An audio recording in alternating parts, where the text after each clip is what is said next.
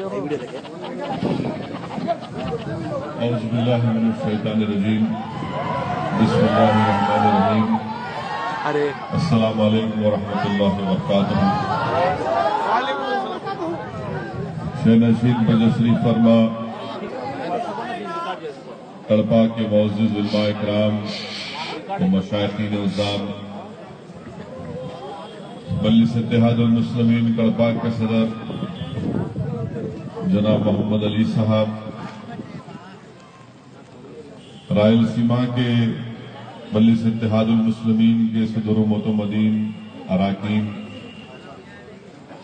محبان مجلس اتحاد المسلمین، میرے کڑپا کے غیور نوجوان ساتھیوں، معزز حاضرین اکرام، میرے عزیز دوستوں اور بزرگوں،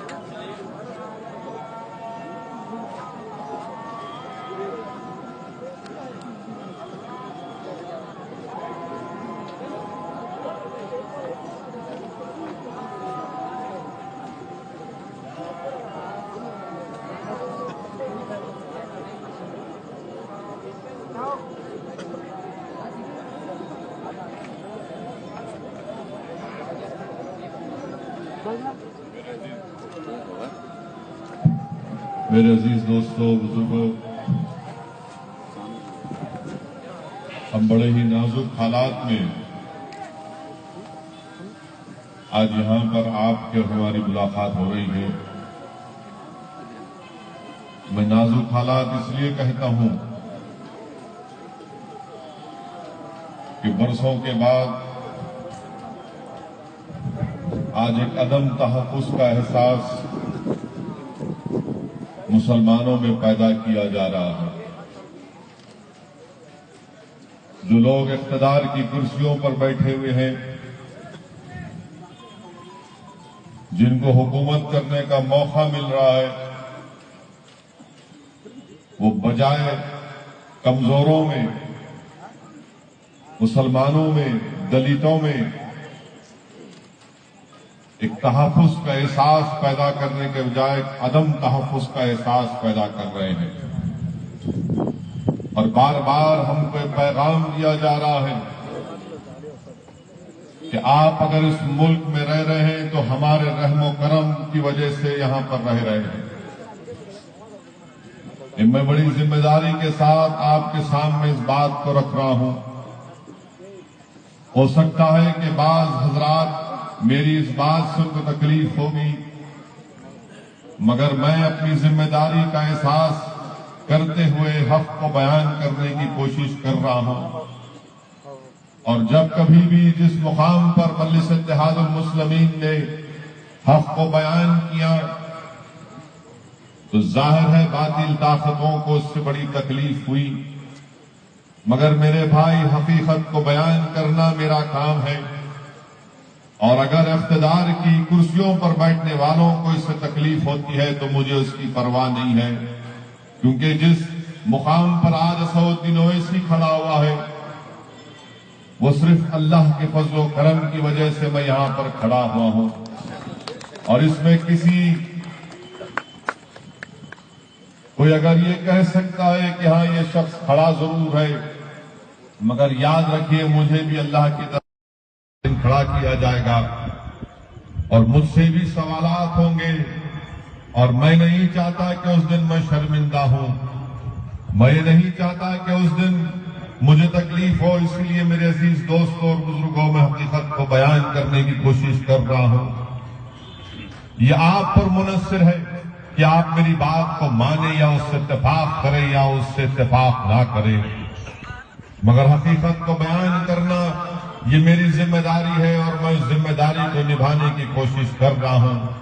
نہیں معلوم کہ کہاں تک میں اس ذمہ داری کو صحیح طریقے سے نبھا سکا، یہ تو صرف اللہ ہی جانتا ہے، مگر میرے بھائی آج ہمارے ملک میں جو حالات پیدا کیے جا رہے ہیں اس کے ذمہ دار صرف اور صرف نریندر مودی اور اس کی تائید کرنے والی تلگودیشم پارٹی ہے۔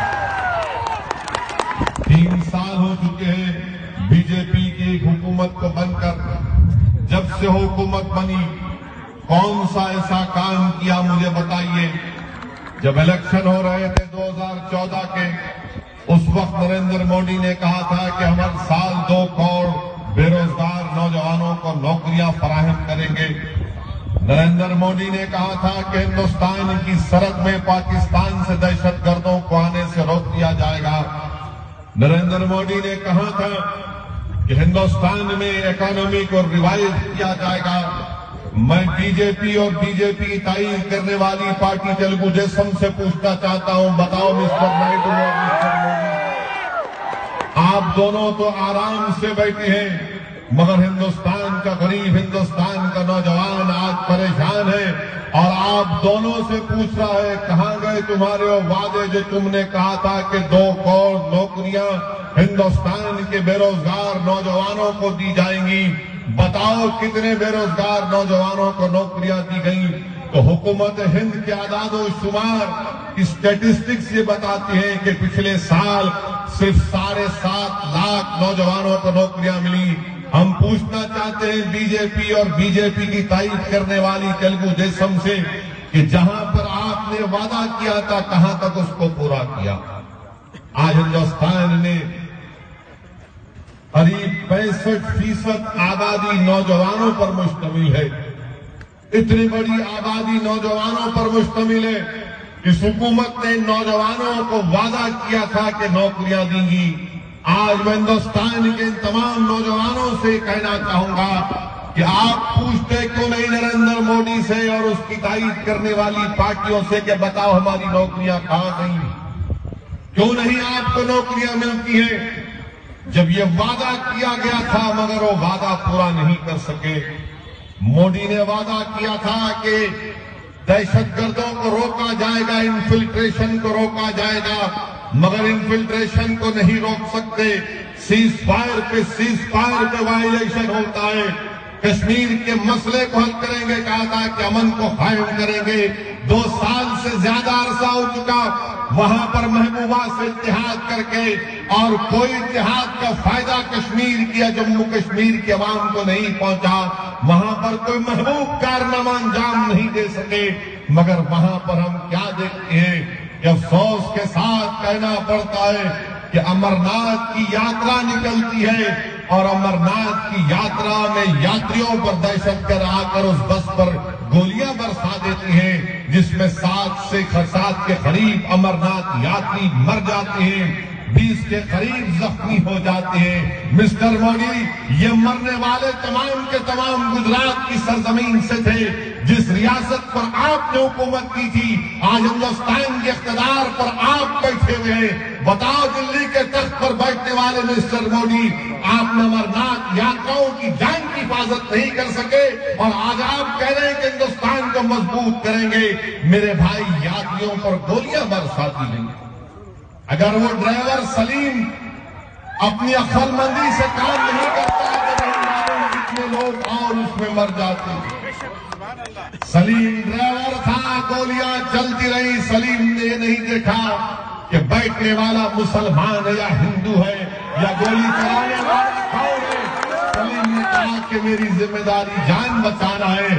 سلیم بس کو لے کر آگے بڑھ جاتا ہے اور کئی امرناتھ یاتریوں کی جان کو بچانے کا باعث بنتا ہے۔ بتائیے مسٹر مودی، آپ کی پارٹی کے لوگ، ایک سلیم نے وہاں پر جان بچائی تو دوسرا سلیم ایک ناگپور کا رہنے والا ہے جو بی جے پی پارٹی کا، ان کے مائنارٹی اقلیتی مورچے کا جنرل سیکرٹری ہے۔ وہ سلیم اپنے گھر میں دعوت کے لیے مٹن خریدتا ہے تو گورکشا سے تعلق رکھنے والے لوگ ناگپور میں بی جے پی مورچہ کے جنرل سیکرٹری سلیم کو روک کر مارتے ہیں، پیٹتے ہیں، اس کا ویڈیو نکالتے ہیں۔ ویڈیو میں دکھایا جاتا ہے کہ سلیم کو لات مارا جا رہا ہے، سلیم کو گھوسا مارا جا رہا ہے۔ وہ کون سلیم ہے؟ وہ بی جے پی مائنارٹی مورچہ کا اس مقام کا جنرل سیکرٹری ہے۔ بتاؤ، ہندوستان کے اقتدار اور سلطنت پر حکومت کرنے والے مسٹر مودی، مہاراشٹر میں تو آپ کی سرکار ہے، کیوں سلیم کو مارا گیا جو آپ کی پارٹی کا مائنارٹی مورچے کا جنرل سیکرٹری تھا؟ مار مار کر سلیم کو بے حال کر دیے۔ سلیم کی بیوی کہتی ہے کہ ہمارے گھر میں دعوت تھی، اس لیے سلیم مٹن خرید کر لا رہے تھے، بیف بڑے کا گوشت نہیں لا رہے تھے۔ میرے عزیز دوستوں اور بزرگوں، یہ ظلم کی کہانی، یہ ظلم اور بربریت کی داستانیں ختم نہیں ہوتی۔ کوئی دن ایسا نہیں جاتا جہاں پر گوشت یا بیف کے نام پر مسلمان اور دلت کو مارا اور پیٹا نہیں جاتا۔ حد تو یہ ہو گئی کہ اتر پردیش کی ٹرین میں ایک مسلمان خاندان ٹرین میں بیٹھے ہوئے ہیں، ایک مسلمان خاندان ٹرین میں بیٹھے ہوئے ہیں، اور جب ٹرین کسی ایک مقام سے گزرتی ہے تو 25-30 کا ایک ماب جمع ہو جاتا ہے، اور جیسے ہی دیکھتا ہے کہ ٹرین کے کمپارٹمنٹ میں برقع پوش خواتین بیٹھی ہوئی ہیں، مسلمان ہیں، سر پر ٹوپی ہے، تو کمپارٹمنٹ کے اندر گھس کر اس خواتین کو، اس خاندان کے 5 خواتین کی بے عزتی کرتے ہیں، کپڑے پھاڑ دیتے ہیں، سر کو مار مار کر سر پھوڑ دیا جاتا ہے۔ اور اس خاندان میں ایک 17 سال کا ذہنی اپاہج بچہ تھا، اس کو بھی نہیں چھوڑتے، اس کو بھی مارتے اور کہتے ہیں مارو، یہ ملے ہیں، یہ مسلمان ہیں۔ یہ نفرت کس نے پیدا کی مسٹر مودی؟ میں نے پیدا کی یا آپ کی پارٹی نے پیدا کی؟ کس نے پیدا کی ہمارے خلاف اتنی بڑی نفرت؟ ارے ہم تو وہ ہیں مسٹر مودی، مسٹر نائیڈو، ہم نے محمد علی جناح کے پیغام کو ٹھکرایا تھا اور کہا تھا کہ ہندوستان ہمارا وطن ہے اور ہندوستان میں ہم رہیں گے۔ ہم نے جناح کو ٹھکرایا، ہم نے پاکستان کو مرد آباد کا ہندوستان زندہ باد کے نعرے ہم نے لگائے تھے، ہم سے وعدے کیے گئے تھے۔ کس نے وعدہ کیا تھا؟ ہندوستان کے دستور نے ہم سے وعدہ کیا گیا تھا کہ ہماری جان اور مال کا تحفظ کیا جائے گا، ہماری تہذیب اور تمدن کی حفاظت کی جائے گی، ہم کو ہمارے مذہبی آزادی پر چلنے کا پورا حق حاصل ہوگا۔ یہ ہندوستان کی فنڈامنٹل رائٹ ہے کانسٹیٹیوشن میں۔ میرے بھائی، آج وہ خاندان کی تصاویر اخبار میں آتی ہے، کوئی بھی غیرت مند انسان جب ان تصاویر کو دیکھتا ہے تو اس کا خون کھولتا ہے کہ کیا ہو رہا ہے ہمارے ملک میں، ہمارے وطن عزیز میں۔ رمضان کا مہینہ ہے، ایک 16 سال کا حافظ قرآن جنید عید کی تیاری کے لیے ٹرین میں جاتا ہے دلی سے، اپنے کپڑے خرید کر جب واپس جاتا ہے ٹرین میں، ایک ٹرین کے کمپارٹمنٹ میں جنید بیٹھا ہوا ہے تو اس کو مارا پیٹا جاتا ہے یہ کہہ کر کہ تو پاکستانی ہے، تو گائے کا گوشت کھانے والا ہے۔ ٹرین کے کمپارٹمنٹ میں 100 سے زائد لوگ بیٹھے ہوئے ہیں، مگر کسی مائی کا لال میں مردانگی نہیں تھی کہ ایک معصوم بچے پر جب چاقو مارا جا رہا تھا، اس کے بھائی پر چاقو مارا جا رہا تھا، تو کوئی ہندوستانی اٹھ کر اس کی مدد کو نہیں پہنچتا اس جنید کو بچانے کے لیے۔ ان تمام 100 لوگوں کے سامنے ٹرین کے کمپارٹمنٹ میں جنید کے جسم پر چاقو مار کے اس کو شہید کر دیا جاتا ہے. اس کے بھائی شاکر کے جسم پر 15 چاقو کے وار مارے جاتے ہیں. اور وارے وار تمہاری انسانیت کے تمام وہ ٹرین میں بیٹھنے والے نامرد تھے کہ تم بیٹھ کر ایک معصوم بچے کے اوپر حملے کو دیکھ کر خاموش بیٹھے ہوئے تھے. یہ کیا خاموشی ہے تمہاری؟ بتاؤ مجھے، کہاں گئی تمہاری انسانیت؟ وہ جنید وہیں پر شہید ہو گیا. تو جب ٹرین کہیں پر رکی تو لات مار کر جنید کی لاش کو پلیٹ فارم پر پھینک دیا گیا اور شاکر کو ڈھکیل دیا گیا. وہی ٹرین کے پلیٹ فارم پر جب شاکر کا دوسرا بھائی شاکر کو زخمی حالت میں کسی ٹرین کے پولیس کے لوگوں سے کہہ رہا تھا کہ بھائی اٹھاؤ، مدد کرو، میرا بھائی زخمی ہے، تو کوئی پولیس والا زخمی شاکر کو اٹھانے کی کوشش نہیں کرتا. یہ مجبوری کی حالت میں وہ ٹرین میں جو آپ دیکھتے پلیٹ فارم پر سیڑھیوں پر اپنے زخمی حالت میں اپنے بھائی کو اٹھا کر ایمبولینس میں لے کر جاتا ہے. اور پھر اس کے بعد کیا ہوتا ہے؟ روایتی طور پر ہمارے ملک میں مرنے والے کی ماں کے پاس جا کر سب مگرمچھ کے آنسو بہاتی ہیں. ہمارے جنازے پر آ کر کہتے ہیں کہ ہمیں بڑا برا ہوا. کبھی کوئی موم بتی جلا کر کہتا ہے کہ ہاں برا ہوا. ارے ہمارا چراغ گل ہو گیا، جس کے سینے میں اللہ کا کلام تھا اس کو شہید کر دیا گیا. اس کی ماں کے غم کو تمہاری زبان سے ادا ہوئے الفاظ اس ماں کے غم کو تم بیان نہیں کر سکتے. مگر میرے بھائی، یہ ہمارے ملک کے حالات ہیں. ہر محاذ پر بی جے پی اور اس کی تائید کرنے والی پارٹی ناکام ثابت ہو رہی ہے. امرناتھ یاتریوں پر حملہ ہو گیا، کوئی بیان نہیں آتا. 24 گھنٹے تک ہندوستان کے وزیر اعظم کا کوئی بیان نہیں آتا. جنید کو مار دیا گیا، ہندوستان کے وزیر اعظم ٹویٹ نہیں کرتے. وہ ناگپور میں مارا جاتا ہے، کوئی ٹویٹ نہیں کرتے.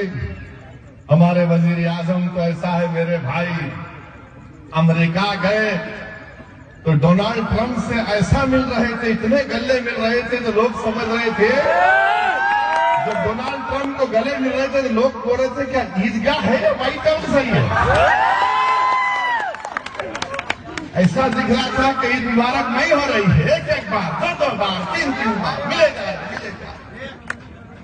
ہندوستان کے وزیر اعظم اسرائیل کو گئے، زیادہ وقت ہمارے وزیر اعظم پلین میں گزارتے، فارن ٹور بہت زیادہ کرتے. بہرحال خیر اسرائیل گئے. میں نے کہا اپنے بیان میں، مسٹر مودی آپ وزیر اعظم ہندوستان ہیں، آپ اسرائیل جا رہے تو رام اللہ بھی جائیے، غازہ بھی جائیے، مغربی کنارہ پٹی بھی جائیے، فلسطینیوں سے ملاقات کریے. وہ مظلوم قوم ہے. فلسطین صرف مسلمان کا مسئلہ نہیں ہے یا عیسائیوں کا مسئلہ نہیں ہے، فلسطین انسانیت کا مسئلہ، فلسطین انسانیت کا مسئلہ. مگر ہمارے وزیر اعظم اسرائیل میں 3 دن گزارے، ان کے پاس آدھا گھنٹہ نہیں تھا کہ وہ رام اللہ کو جا کر فلسطینیوں سے اظہار ہمدردی، اظہار یگانیت کرتے.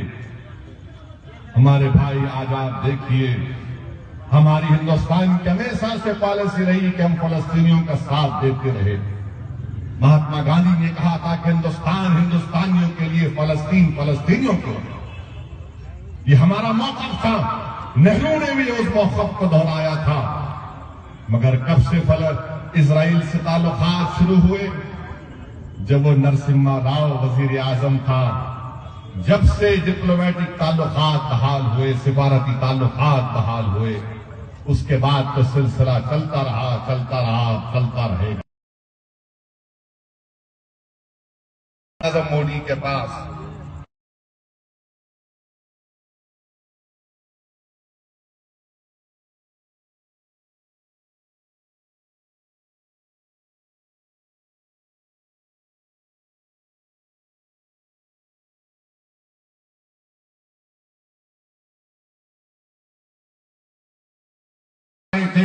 ویٹی اسٹیشن پر ایک کئی لوگوں کو مار دیا، جس میں ایک نظام آباد کی ایک نئی دلہن بھی تھی.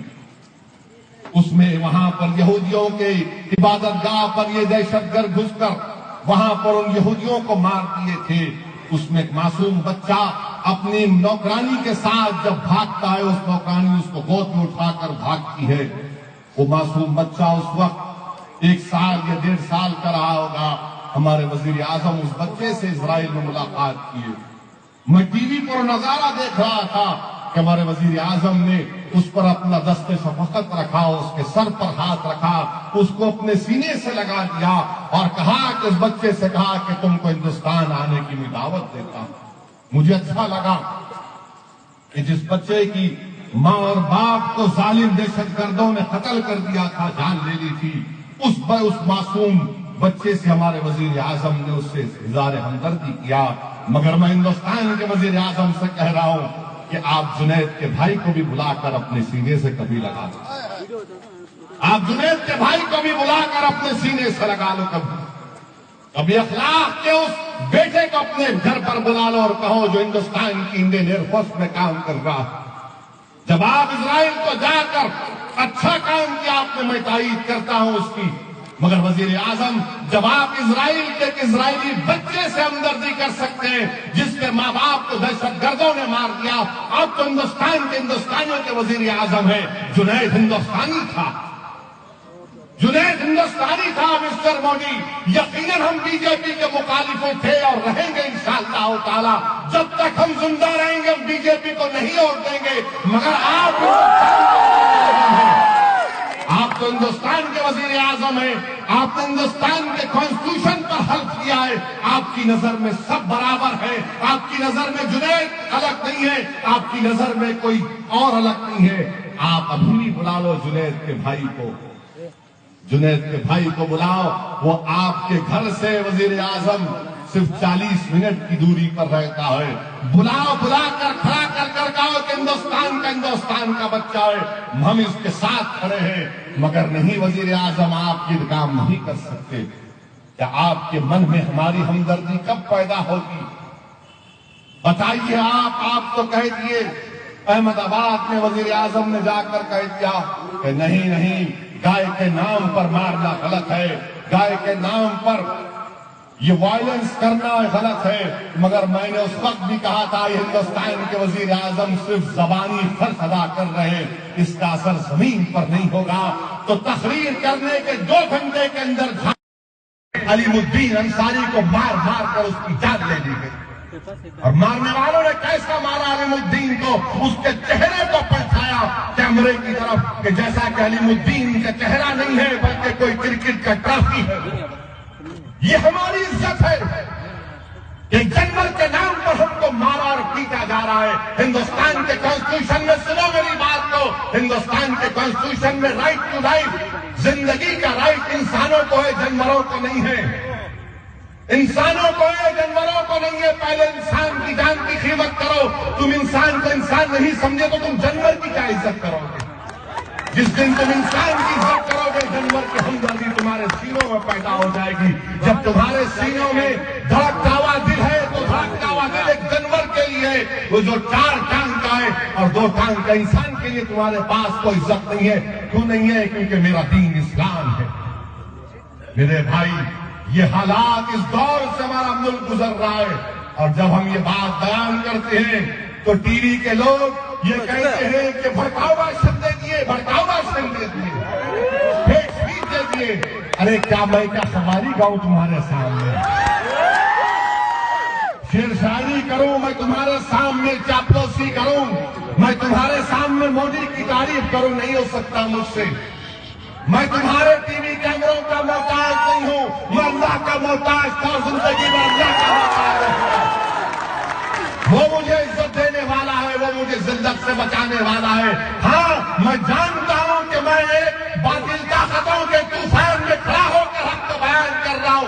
यकीनन ये काम हम करते रहेंगे इंशाअल्लाह ताला। मेरे अजीज दोस्तों और बुजुर्गों, इस दौर से हमारा मुल्क गुजर रहा है। ये हालात ये आपके सामने बयान कर रहा हूं। और फिर हम क्या कहते हैं, मजलिस इत्तेहादुल मुस्लिमीन क्या कहती है कि सियासी तौर पर मजबूत हो जाओ, سیاسی طور پر مضبوط ہو جاؤ. کیوں ہو جاؤ؟ کیونکہ ہندوستان ایک ڈیموکریسی ہے، ہندوستان ایک سیکولر ڈیموکریٹک ریپبلک ہے، ہندوستان میں فنکشننگ ڈیموکریسی ہے. ہندوستان کا کانسٹیٹیوشن ہم کو اس بات کی اجازت دیتا ہے کہ ہم سیاست میں حصہ لیں.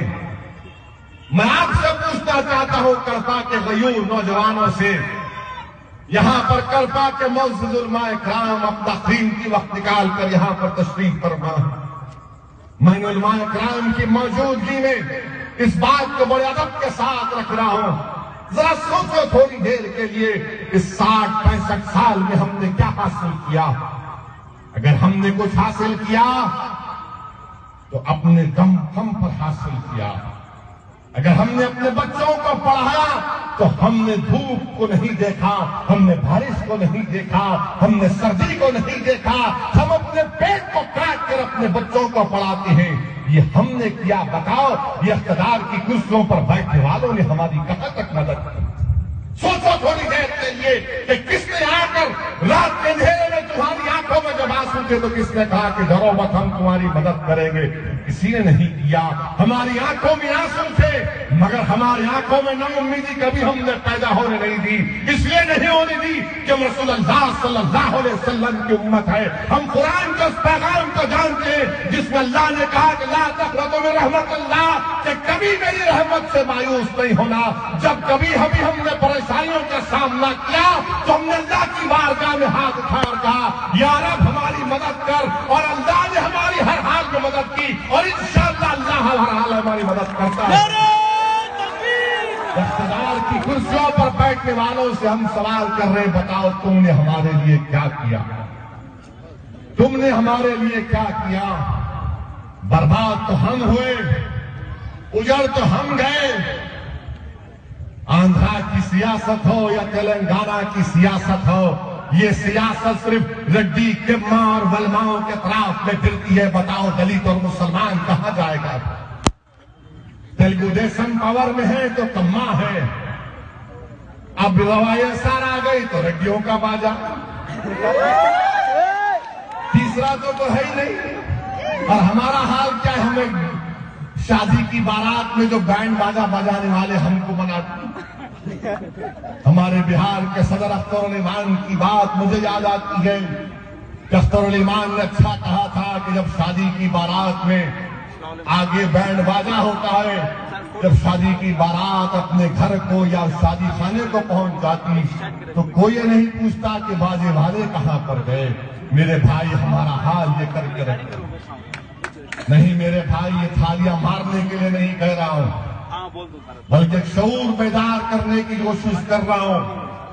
جب تک آپ کی آواز نہیں ہوگی، آپ یہ سوال کریں گے کہ رائل سیما میں کیا ہوگا، آندھرا میں کیا ہوگا، بہار میں کیا ہوگا، اتر پردیش میں کیا ہوگا. میرے بھائی تم چراغ تو ایک مرتبہ جلا کر دیکھو، تم ایک مرتبہ ایک چراغ کو جلا کر دیکھو. یقیناً جب چراغ جلتا ہے تو اس کی روشنی زیادہ نہیں ہوتی، مگر یاد رکھو جس دن تم چراغ کو جلانا سیکھ لو گے، جب تم باطل طوفانوں میں چراغ کو جلانا سیکھ لو گے، جب تم دشمنوں کے طوفانوں میں چراغ کو جلانا سیکھ لو گے تو یہ طوفان اس کے بعد تمہارا کچھ نہیں کر سکیں گے. کیونکہ لوگ دیکھ جان لیں گے ارے یہ وہ لوگ ہیں جنہوں نے مظالم اور مصیبتوں میں بھی اپنا چراغ کو جلا دیا. میں تم سے یہی کہنے آیا ہوں کہ چراغ کو جلاؤ. کبھی اپنے رکن بلدیہ کو کامیاب کرو، کبھی پنچایت میں اپنے امیدواروں کو کامیاب کرو، ضلع پریشد میں کامیاب کرو. اب آپ دیکھو اتر پردیش میں بڑے بڑے باتیں میرے بارے میں کر رہے تھے. ہمارا مقصد کیا ہے؟ ہمارا مقصد یہ ہے کہ آپ ایک سیاسی طاقت کو حاصل کریں، پولیٹیکل امپاورمنٹ ہو. کون سی بری بات ہے اس میں؟ ہم جب پولیٹیکل امپاورمنٹ کی بات کرتے ہیں تو کہتے ہیں بھڑکاؤ بھاشن دے دیے. جب ہم کہتے ہیں کہ زیادہ تعداد میں مسلم ایم ایل اے اور ایم پی جیتنا چاہیے تو بولتے ہیں ہیٹ اسپیچ دے دیے. مسٹر مودی کیا قوالی گا رہے تھے اتر پردیش میں جب انہوں نے کہا تھا کہ شمشان اور قبرستان، رمضان اور دیوالی. وہ کیا تھا؟ باتیں تھی کیا؟ مودی کی بات، ہر بات پر تم کو لگتا ہے کہ واہ واہ واہ واہ. ارے نہیں، اے اس کی چاپلوسی کرنے والوں، تم کو اس کے زبان سے نکلے ہوئے الفاظ تم کو بہت اچھے لگتے ہوں گے، مگر حقیقت کے آئینے میں اس کے پیغام کو سمجھنے کی ضرورت ہے. میرے عزیز دوستوں اور بزرگوں، سیاست میں حصہ لو. آج تم اگر سمجھتے ہو کہ رائلسیما مجلس کچھ نہیں ہے، ٹھیک ہے، مگر آنے والے وقت میں آپ خود کہیں گے کہ ہاں، ہم کو اپنی پارٹی کو مضبوط کرنا بہت ضروری ہے، ہم کو اپنی پارٹی کو لے کر آگے بڑھنا بہت ضروری ہے. میں ہر بار اس بات کو دہراتا رہا ہوں کہ میں کسی ہندو کا خلاف نہیں تھا، نہ ہوں نہ کبھی رہوں گا، خدا نہ خواستہ. میں کسی مذہب کے خلاف نہ تھا، نہ ہوں نہ کبھی رہوں گا انشاءاللہ تعالی.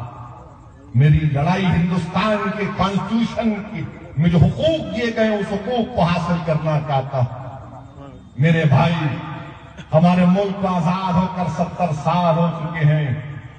ہماری تباہی اور بربادی کی داستانیں ہیں، کتابیں لکھی جا چکی ہیں، مگر اس کے باوجود اگر آپ ایک شعور کو نہیں بیدار کریں گے تو پھر دنیا کی کوئی طاقت آ کر آپ کی ہماری مدد نہیں کر سکتی. میں تم سے کیا کہہ رہا ہوں کہ ایک بار اٹھ کر اپنی پارٹی کو مضبوط کرو. 280 سیٹ پر مودی کامیاب ہو گئے. کانگریس کو تو خیر نامی مت دو، اجڑ گئی، بٹ کہاں گئی کدھر گئی نہیں معلوم، مگر پھر بھی کانگریس ہمارے خلاف ہی پیچھے رہتی. ہم اتر پردیش مہاراشٹر میں الیکشن لڑتے تو کانگریس بولتی یہاں آ گئے، یہاں کیوں آئے؟ میرے بھائی، آپ نے مجھ پر اتنے الزام لگائے، مگر میں صرف یہی کہہ رہا ہوں کہ اپنی پارٹی سے وابستہ ہو جاؤ. جب آپ اقتدار میں حصہ لیں گے، ہماری لڑائی کیا ہے؟ حصے داری کی لڑائی ہے. آج ابھی محمد علی کہہ رہے تھے کہ تیلگو دیسم نے ایک بھی مسلمان ایم ایل اے کو منسٹر نہیں بنایا. میرے بھائی، آپ کیوں نائیڈو سے وفا کی امید لگا کے بیٹھے ہیں؟ آپ کیوں امید لگا کے بیٹھے ہیں کہ نائیڈو کچھ کریں گے؟ نائیڈو کس کا کریں گے آپ جانتے ہوں گے. وہ صرف انہی کا کرتے ہیں جو ان کے ساتھ ہیں. اور آپ اندازہ لگائیے کہ میں چندرا بابو نائیڈو سے کہوں گا کہ آپ کی زبان سے مسٹر نائیڈو یہ الفاظ صحیح نہیں نکلے کہ چندرا بابو نائیڈو نے کسی جگہ پر کہہ دیا کہ میں آپ کو چاول دیتا ہوں، میں آپ کو روٹ دیتا ہوں، میں آپ کو فلاں دیتا ہوں. مسٹر نائیڈو، آپ کچھ نہیں دیتے. اگر آپ زندہ ہیں تو اللہ کی وجہ سے یاد رکھو اس بات کو. آپ، میں چاول دیا، میں روٹ دیا، میں راشن کارڈ دیا. ارے کیا آپ کیا ہندوستان کے بادشاہ ہیں؟ ارے نہیں، غریب دھوپ میں نکل کر تم کو ووٹ ڈالا تو تم چیف منسٹر بنے. کل غریب یہ فیصلہ کر لے گا کہ نہ تم کو ووٹ ڈالیں گے تو تمہارے بیٹے کو ڈالیں گے، تو تم کو واپس حیدرآباد میں آ کر بیٹھنا پڑے گا انشاءاللہ تعالی. میں دیا کہ آپ نے جیب سے دیے، NTR ٹرسٹ سے دیے. میں دیا. ارے پبلک کا پیسہ ہے، ٹیکس کا پیسہ ہے، سب کو ملنا چاہیے. آپ نہیں دیے، آپ سے لڑ کے لیں گے انشاءاللہ تعالی. اگر دیے تو کم دیے، اور دینا ہے تم کو انشاءاللہ تعالی. اور جب دیے کی بات کر رہے YSRCP بھی ہے، نائیڈو بھی ہے، کانگریس بھی ہے. وجےواڑا میں 5 مساجد اور قبرستانوں کو شہید کر دیا گیا. کسی کا سیکولرزم زندہ نہیں ہوا، کسی کے دل میں مسلمانوں سے ہمدردی پیدا نہیں ہوئی.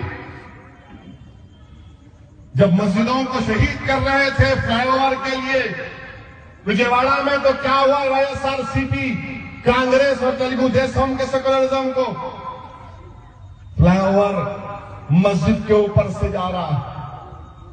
ایک ہوٹل کو بچانے کے لیے مسجد ابو بکر کو شہید کر دیا گیا.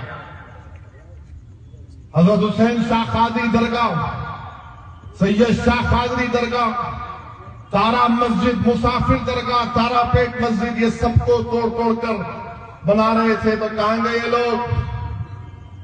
مگر جب رمضان آیا تو ایک افطار کی دعوت تینوں کر لیے، اور ہم لوگ ہمارا حال یہ ہے میرے بھائی، ہم نے مسجد کو توڑتا ہوا دیکھ کر خاموش ہو گئے، بھول گئے، مگر افطار کی دعوت کوئی کیا، تم روزہ رہتے اللہ کے لیے، مگر یہ پارٹیاں کیے تو ہم بھوکوں کی طرح بھاگ کر روزہ کھولتے۔ کیا حال ہے میرے بھائی؟ یاد رکھو، جواب دینا پڑے گا، ہم سب کو جواب دینا پڑے گا۔ مگر چندرا بابو نائیڈو، آپ نے کیسے اجازت دی؟ یہ وقف کے قانون کے خلاف ہے، سینٹرل وقف ایکٹ کے خلاف ہے یہ، کہ کسی مسجد کو آپ ایلینیٹ نہیں کر سکتے، قبرستان کو نہیں توڑ سکتے، اور ایک ہوٹل کو بچانے کے لیے، کیونکہ ہوٹل تلگو دیسم کے کسی لیڈر کی تھی، کوئی نہیں احتجاج کیا۔ آج وجے میں لوگ پریشان ہیں، ابھی بھی 5 مساجد اور قبرستان کو خطرہ ہے، مگر کوئی پوچھنے والا نہیں۔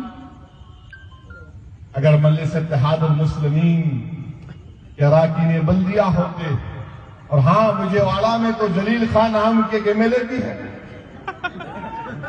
نام تو جلیل ہے، مگر کون سا جلیل کارنامہ کرے اللہ کو معلوم۔ کیا کام کیا؟ آپ تو ایم ایل اے ہیں نا جلیل صاحب، کیا کیے جلیل صاحب تم؟ کیا بتائیے آپ میرے بھائی؟ یاد رکھو، آج آپ ہا بول رہے ہیں، کل وجے واڑہ میں ہو، اگر کڑپا میں ہوگا تو کیا کریں گے؟ وہ لوگ وجے واڑہ میں کر کے ٹیسٹنگ کر لیے کہ وجے واڑہ میں کچھ نہیں ہوا تو کل کڑپا میں کریں گے، خدا نہ خواستہ۔ انشاءاللہ ہونے نہیں دیں گے میرے بھائی، اگر ہونے نہیں دینا ہے تو پھر ایک سیاسی طاقت بنو۔ صرف رونے سے، نعرے لگانے سے تمہارے مسائل حل نہیں ہوں گے۔ یہ رونا اور نعرے لگانا صرف مایوسی کی نشانی ہے۔ امید اگر پیدا کرنا ہے، کوئی چیز کو حاصل کرنا ہے تو منظم ہو جاؤ، متحد ہو جاؤ، اپنی پارٹی سے وابستہ ہو جاؤ، ایک مرکز سیاسی پر جمع ہو جاؤ۔ اگر آج کو یہ سمجھ رہا ہے کہ اویسی کی آواز صرف چند مخصوص لوگوں تک پہنچے تو کوئی بات نہیں۔ آج اگر مٹھی بھر لوگ اس جلسے میں اٹھ کر مجلس سے وابستہ ہو جائیں گے تو میں آپ سے وعدہ کر رہا ہوں کہ آنے والے 10 سال میں انشاءاللہ تعالی مجلس اتحاد المسلمین کا ایک بہترین طاقتور مقام ہوگا آندھرا پردیش اسٹیٹ میں، رائلسیما میں ہوگا انشاءاللہ۔ اللہ اکبر۔ آپ اندازہ لگائیے اس بات کا۔ اور پھر تلگو دیسم نے وعدہ کیا تھا کہ کے جی سے پی جی تک مسلمانوں کو ایجوکیشن ملیں گے۔ مسٹر نائیڈو، کہاں ہے وہ کے جی سے پی جی؟ ویئر از کے جی ٹو پی جی؟ دیر از نو کے جی، نو پی جی، دیر از نو اے بی سی ڈی، مگر آپ تو بول دیے۔ دلہن نام کی اسکیم کا اعلان کیا، وہ کہاں گئی دلہن کی اسکیم نہیں معلوم، کوئی عطا پتہ نہیں اس دلہن کا، مگر آپ دلہن کی اسکیم کا اعلان کر دیے۔ ریزرویشن بولے نوکریوں میں دوں گا، آپ تو نوکریاں ہی بند کر دیے۔ آندھرا میں تو کوئی کسی کی نوکری نہیں مل رہی، نہ دلت کو مل رہی، نہ مسلمان کو مل رہی، نہ او بی سی کو مل رہی، آپ تو بند ہی کر دی۔ خالی کانٹریکٹ مل رہا کیپٹل بنانے کا، خالی کانٹریکٹ مل رہا کیپٹل بنانے کا۔ عجیب کیپٹل بنائے، بارش ہوئی تو اس آفس میں پانی آ گیا، اتنی بارش کیسا ہوئی نہیں معلوم۔ کیا وائی ایس آر والے پکا سوراخ کر دیے، پورا پانی آ گیا۔ کیپٹل بنا رہے، کیا کون سا کیپٹل بنا رہے؟ اپنا کیپٹل بنا رہے یا کیپٹل بنا رہے نہیں معلوم، کون سا کیپٹل بن رہا نہیں معلوم، مگر کیپٹل بن رہا، کیپٹل کیپٹل کیپٹل بنا رہا۔ میں آ رہا تھا تو کڑپا میں پوسٹر دیکھا نائیڈو صاحب کے، 2016 میں ایسا کر دیں گے، ایسا ہٹلر کی طرح ہاتھ رکھے ہوئے، 2022 میں ایسا کر دیں گے، 2060 میں ایسا کر دیں گے۔ ارے وہ چھوڑ دے بھائی، اب کر کچھ، وہ جان دے 2016 وہ 2020 2050 وہ کون دیکھا کل کا دن، آج کر لو۔ نہ تم دیکھے کل نہ میں دیکھا کل، ابھی کرو کل کر کے کیا فائدہ۔ میرے عزیز دوستوں اور بزرگوں، پھر آپ دیکھتے ہیں کہ سیکولرزم کی بات کرتے ہیں۔ سیکولرزم مجلس کمیونل پارٹی ہے، باقی کے سب یہ دودھ کے دھلے ہوئے ہیں، آسمان سے گرے، میں گندگی سے آیا۔ مجلس کمیونل پارٹی ہے، میں کمیونل ہوں۔ تو بی جے پی کے پریزیڈنٹ کے امیدوار کو کون کون تائید کر رہے؟ تلگو دیسم بھی کر رہے، وائی ایس آر بھی کر رہے۔ اب کمیونل کون ہے، سیکولر کون ہے؟ آپ فیصلہ کرو۔ نہیں، M I M party communal ہے، M I M party hate speech دیتی، آپ بی جے پی کی تائید کر رہے تو اچھا ہے، آپ کریں گے تو اچھا، میں کرا تو برا۔ مقصد کیا ہے؟ کہ اویسی مظلوم قوم کے حق کے لیے آواز نہ اٹھائے، اویسی غریبوں کے حق کی آواز نہ اٹھائے، اویسی اسکول کھولنے کی بات نہ کرے، اویسی یونیورسٹی کھولنے کی بات نہ کرے، اویسی مسجدوں کو بچانے کی بات نہ کرے، اویسی قبرستان کو بچانے کی بات نہ کرے، اویسی مظلوموں کی آواز کو بیان کرنے کی بات نہ کرے، اس لیے کہ یہ سب سمجھتے ہیں کہ اگر تم ہو گئے تو ان کے رحم و کرم پہ ہو گئے۔ میں تم سے کہہ رہا ہوں کہ ہم ان کے رحم و کرم پر نہیں ہیں۔ ہندوستان کا کانسٹیٹیوشن، ہندوستان کا سنویدھان سب کے لیے ایک ہے، اور میں ایک ہندوستانی ہوں، میں مسلمان ضرور ہوں، میری مذہبی شناخت اسلام ضرور ہے، مگر میں دوسرے درجے کا شہری نہیں ہوں، میں اول درجے کا شہری ہوں۔ اگر ہندوستان اور آندھرا میں اگر ایک ریڈی کو حق ملے گا، کما کو ملے گا، بلیگا کو ملے گا، تو مسلمان کو بھی ملنا ضروری ہے۔ یہ مجلس اتحاد المسلمین کی لڑائی ہے، ہماری لڑائی حقوق کی لڑائی ہے، ہماری لڑائی حق کی لڑائی ہے، ہماری لڑائی کانسٹیٹیوشن میں جو رائٹس دیے گئے اس رائٹس کو حاصل کرنے کی لڑائی ہے۔ ہماری لڑائی کسی مذہب کے خلاف نہ تھی، نہ کبھی رہے گی انشاءاللہ تعالی۔ میرے عزیز دوستوں اور بزرگوں، یہی چند اہم باتیں میں آپ سے کرنے کے لیے آیا تھا، اور اللہ کا بڑا فضل و کرم ہے کہ انشاءاللہ تعالی اب میں رائل سیما میں آیا اور آتا رہوں گا، آتا رہوں گا، دونوں کو نیند خراب کروں گا، وائی ایس آر کانگریس تو بیچاری سونے دو، اٹھنے کا نام دونوں آرام سے سو گئے، ہم نیند کی گولی کھا کے سو گئے، سو آرام سے سو، مکو اٹھو، تم بیٹھو گئے۔ ہاں میرے ساتھ ہے تو بھی میں آؤں گا، نہیں ہے تو بھی آتے رہوں گا میں۔ میرے ساتھ اللہ تھا اور مجھے اللہ کی ذات سے امید ہے، مجھے پورا یقین ہے کہ میرے تقریر کے الفاظ تمہارے دلوں میں اندر پہنچانے کا کام وہ میری زبان نہیں کر سکتی، اللہ کی ذات کرے گی انشاءاللہ۔ میری تقریر تمہارے دلوں میں مجلس کی محبت پیدا کرے گی یا نہیں کرے گی مجھے نہیں معلوم، وہ اللہ کی ذات پر منحصر ہے جو دلوں کو موننے والا ہے انشاءاللہ تعالی۔ اور میرے بھائی، اپنی شریعت کی حفاظت کرو، اپنے پرسنل لا کی حفاظت کرو، دین پر چلو، اپنے مسجدوں کو آباد کرو۔ 3 طلاق کا مسئلہ آیا، کیا پوزیشن تھا ٹی ڈی پی کا، کیا پوزیشن تھا وائی ایس آر سی پی کا، کیا پوزیشن تھا کانگریس کا؟ 3 طلاق کے مسئلے پہ سب خاموش ہو گئے۔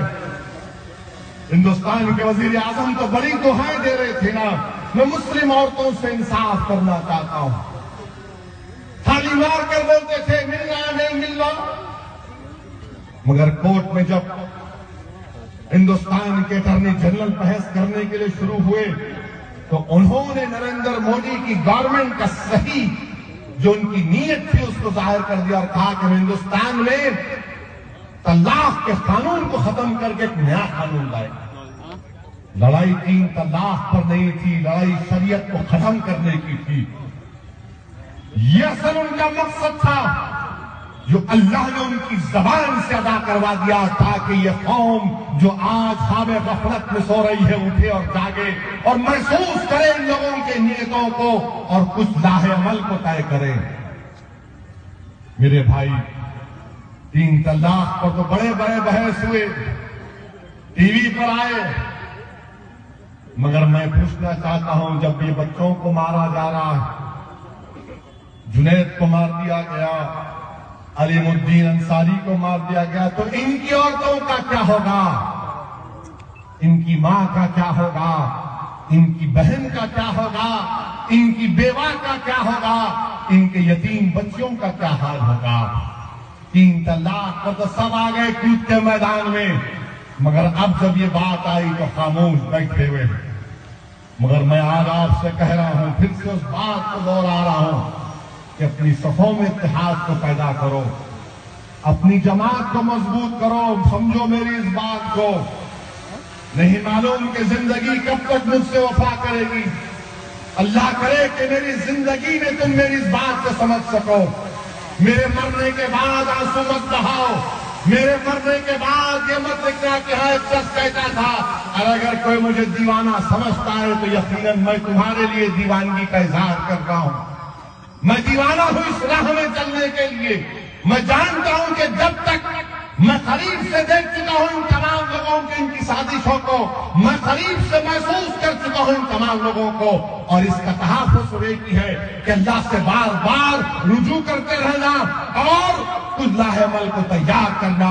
اور لاہ عمل یہ ہے کہ سیاسی قوت بنو، پولیٹیکل پاور بنو، 1 MLA جتاؤ، 10 کارپوریٹر جتاؤ، کچھ بھی کرو، مگر اپنے جھنڈے کو مضبوط رکھو، اپنے جھنڈے کو مضبوط رکھو، تاکہ لوگ جانیں کہ ہم خاموش بیٹھنے والے نہیں ہیں، ہم خاموش نہیں بیٹھیں گے انشاءاللہ تعالی۔ میرے عزیز دوستوں اور بزرگوں، میں آپ سے پھر سے درمندانہ اپیل کر رہا ہوں کہ مجلس اتحاد المسلمین کو مضبوط بنائیے۔ یقیناً آج کی سیاست میں دولت کی بہت ضرورت ہے۔ ایک MP کا الیکشن ہوتا تو ماشاءاللہ جو بڑے بڑے پیسے والے آ کے پانی کی طرح بہا جاتا، مگر میرے بھائی اب ہمارے مسائل کا کیا ہوگا؟ اسکول نہیں کھولے جاتے۔ تلنگانہ میں چیف منسٹر کے پاس مجلس کے ساتھ MLA ہم لوگ گئے، جا کر تلنگانہ چیف منسٹر سے کہا کہ مسلمانوں کے لیے اسکول کھولو آپ۔ تلنگانہ چیف منسٹر نے کہا اسد بھائی آپ لوگ تھوڑے دن کے بعد اپن سوچیں گے، بات کریں گے۔ پھر آئے بات کرے۔ تلنگانہ میں مائنارٹیز کے لیے ریزیڈینشل اسکول کھولے گئے۔ آپ کو معلوم ریزیڈینشل اسکول میں 6, 7, 8, 9 تک یہ اسکول کھولے گئے، جس میں بچوں کو رہنے کا انتظام، بچیوں کو رہنے کا انتظام، کھانے کا انتظام، کپڑے کا انتظام، اور صبح میں جو مسلمان بچے ان کو عربی تعلیم کا انتظام۔ کتنے بچے پڑھ رہے مسلم بچے اور بچیاں تلنگانہ کے ریزیڈینشل اسکول میں؟ اب تک قریب 40,000 سے زائد غریب مسلمان خاندان کی بچے اور بچیاں ریزیڈینشل اسکول میں پڑھ رہے ہیں۔ نہیں میرے بھائی، یہ تھالی مارو مت۔ آپ بھی تیلگو سے بول سکتے ہیں، ہم بھی بول رہے ہیں کہ کھولو نا اس طرح کے اسکول کو، کھولو اس طرح کے اسکول کو۔ رائل سیما میں ایسے 50-100 اسکول کھول دو، دیکھو مسلمانوں کی غربت کا کتنا جلدی خاتمہ ہو جائے گا۔ ہر مسلمان، ہر دلت چاہتا ہے کہ اپنے بچے اور بچی کو پڑھائے۔ ہمارے پاس پیسے نہیں ہیں پڑھانے کے لیے، جب کھانے کو پیسہ نہیں ہے تو بچوں اور بچوں کو کیا پڑھائیں گے؟ مجلس اتحاد المسلمین نے تلنگانہ گورنمنٹ کے ساتھ بیٹھ کر وہاں پر اسکول کو قائم کیے۔ چندرا بابو نائیڈو نہیں کر سکتے؟ اگر آپ کرنا چاہیں تو کر سکتے ہیں۔ ہم PDP سے اس بات کا ڈیمانڈ کرتے ہیں کہ پورا آندھرا پردیش میں مائنارٹی ریزیڈینشل اسکول کھولو۔ آپ ایسے 100 اسکول کھولو پہلے آپ، جس میں ہر غریب مسلمان بچہ اور بچی پڑھے گا۔ 6 کلاس سے آپ پڑھاؤ ان کو، جس طرح سوشل ویلفیئر کے ہمارے SC اور ST کے اسکول ہیں، اس طرح مسلمانوں کے لیے کھولو مسٹر نائیڈو، کھولو آپ، کھولو آپ، کیوں نہیں کھولتے آپ؟ کب تک خالی وعدے کریں گے، دلہن دلہن دلہن؟ KG to PG کچھ نہیں ہوتا، اسکول کھولو آپ۔ میں دیکھ کر آ رہا ہوں، میں آپ کو دعوت بھی دیتا ہوں، کبھی حیدرآباد آئے تو آ کر ریزیڈنشل اسکول کو دیکھ کر آئے۔ میرے بھائی، یہ لڑائی مجلس کی ہے۔ مجلس صرف جذباتی تقاریر نہیں کرتی، مجلس زمین پر کام بھی کرتی ہے۔ اور میں پھر سے آپ سے کہہ رہا ہوں، کرپا کے غیور نوجوانوں سے، بزرگوں سے، قوم کے ذمہ داروں سے، معزز علماء کرام سے، کہ ایک علیحدہ ریاست بن گئی تو اس کا یہ مطلب نہیں ہے کہ آپ الگ ہو گئے، ہم الگ ہو گئے۔ نہیں میرے بھائی، اگر میں حیدرآباد کا MP ہوں تو بڑی ذمہ داری کے ساتھ کہہ رہا ہوں کہ میں کڑپا کا تو MP نہیں ہوں، مگر میں تمہارے دلوں میں تمہارا بھائی ہوں، اور کل بھی تھا اور آج بھی، اور کل بھی ہوگا انشاءاللہ۔ تمہارا MP کوئی اور ہوگا، مگر خدا کی قسم اسد الدین اویسی کو اعزاز حاصل ہے کہ میں صرف حیدرآباد کے نہیں، پورے ہندوستان کے غریب اور مظلوم عوام کا نمائندہ ہوں۔ تمہارے دل کی آواز، تمہاری تکلیف، تمہاری مصیبت کو بیان کرنے کا یہ میرے لیے احساس ہے۔ میں آپ سے دور نہیں ہوں میرے بھائی، میں آپ کے قریب تھا اور قریب رہوں گا انشاءاللہ تعالی۔ تم کسی اور پارٹی میں بیٹھو، مگر یاد رکھو میں تمہارا بھائی ہوں، تمہارا خادم ہوں، تمہارے کام کرنے کے لیے ہر وقت تیار ہوں۔ اور کوئی یہ نہیں سمجھتا